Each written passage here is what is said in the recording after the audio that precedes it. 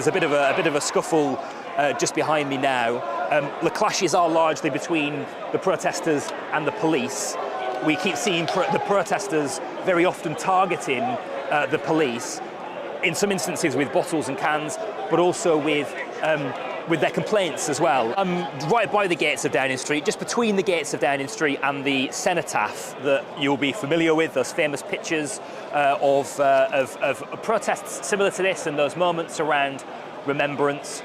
We are in amongst the protests. There is a sort of barrier of police officers, several of whom are walking past me now with purpose and making their way up to the gates of Downing Street. There is a large barrier of police officers in front of the gates of Downing Street, clearly trying to protect that flashpoint, and also sort of effectively sort of trying to pen the protest in to the other side of the street from the gates of Downing Street. You may be able to hear in the background some occasional flares of booing and chanting. We've heard, as we've been hearing tonight, Tommy Robinson's name invoked, one of those sort of central protagonists or antagonists who's encouraged this protest tonight, this gathering tonight.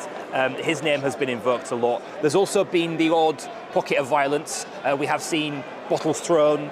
You might be able to hear the occasional sort of crunch of a bottle behind me or a can behind me, as skirmishes break out largely between protesters and the police.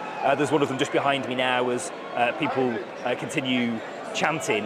I would say there's a couple of hundred people. I said perhaps earlier that there was closer to 1,000. I think it looked a little bit bigger as it separated. At one point, just after 7 o'clock, the protest appeared to sort of split, and a group moved off towards the Palace of Westminster, away from Downing Street. The police managed to successfully shepherd them back towards the gates of Downing Street, where they are now, and now they are grouped together. It's probably closer to a couple of hundred rather than 1,000. Darryl, police are in riot gear, aren't they? Yeah, there is a heavy police presence here. There was a good handful of them here when we arrived. Several vans. I'm actually just seeing now one of the main sort of protagonists of the event, or antagonists of the event. As I understand it, walking past me here is and being greeted with chants and claps is a guy called Daniel Thomas, who is a close associate of Tommy Robinson, somebody who's been sort of one of the kind of organisers of this gathering, of this protest. He receives a hero's welcome when he comes down here. Another thing that's also quite interesting, that's really worth pointing out, is that a lot of people here know each other. The sort of, I mean, you'd almost go as far as to call it a community of people who come to protests and gatherings like this, perhaps in other parts of the country as well, who sort of know each other and they see each other semi-regularly. And one of those is Daniel Thomas, who's just making his way down Whitehall now, and as I say, being greeted with claps and chants and applause. And as I said, there were a good handful of, in fact, actually, there's a bit of a scuffle just behind me now. The clashes are largely between the protesters and the police. We keep seeing the protesters very often targeting the police, in some instances with bottles and cans, but also with their complaints as well. They are chanting at the police, calling them cowards and sort of invoking them in the statements they're trying to make. As you might be able to hear behind me, quite a bit of violence actually, as somebody tries to mount over one of the walls here at Whitehall and is pushed back by the police officers. As you say, riot officers now with their big headgear are here on the scene.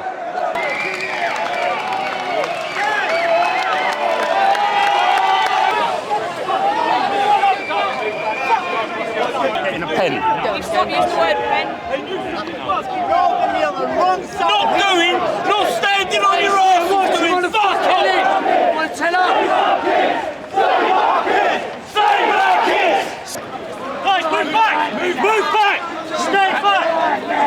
Andy! Stay walking! Stay walking!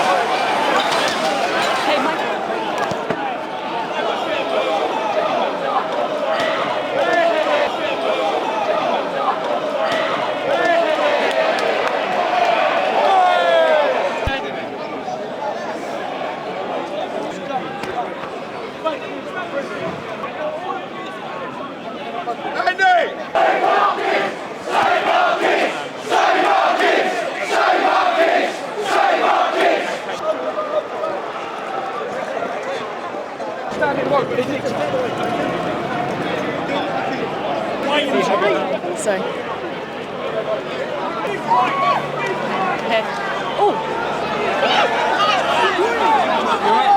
Okay.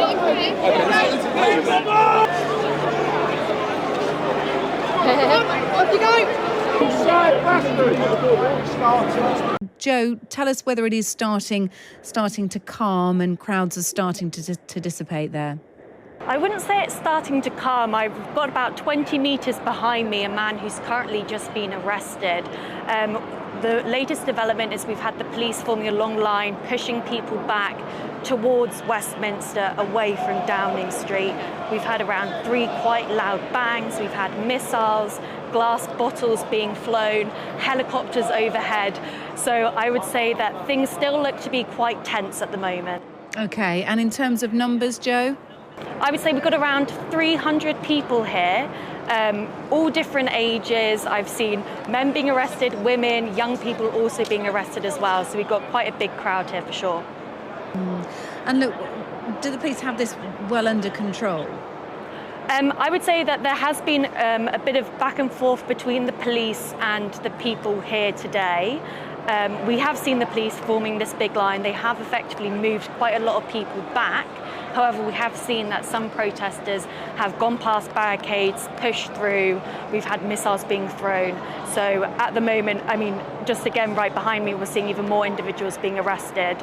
But for the moment, it seems that things are still pretty tense. Okay, and look, we were speaking to Darryl Morris a little bit earlier about some of the language. Just remind us what you've been hearing and why this protest has come about because of a conflation with, people linked to Tommy Robinson and other right-leaning or far-right groups, as other people may want to call them.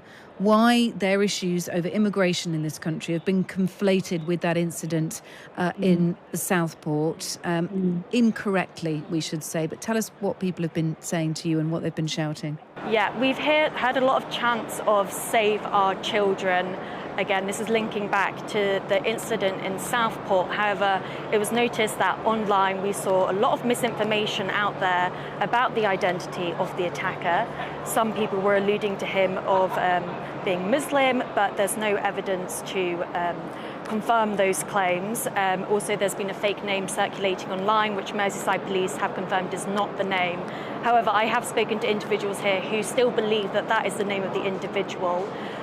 So I guess the situation here is still pretty tense, links to immigration. And again, we've heard online Lawrence Fox, who has been posting comments about this as well, and it's definitely been incited from there as well.